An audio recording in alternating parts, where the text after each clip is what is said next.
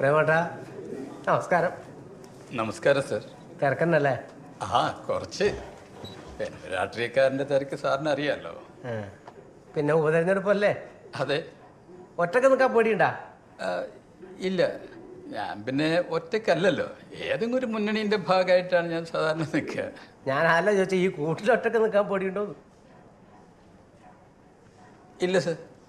എന്നാ കിങ്കരന്മാരെ പറഞ്ഞേച്ചോ. വിട്ടോ വിട്ടോ. എടാ എടാ എടാ, ഈ കസേര പിന്നെ ആരെടുക്കല്?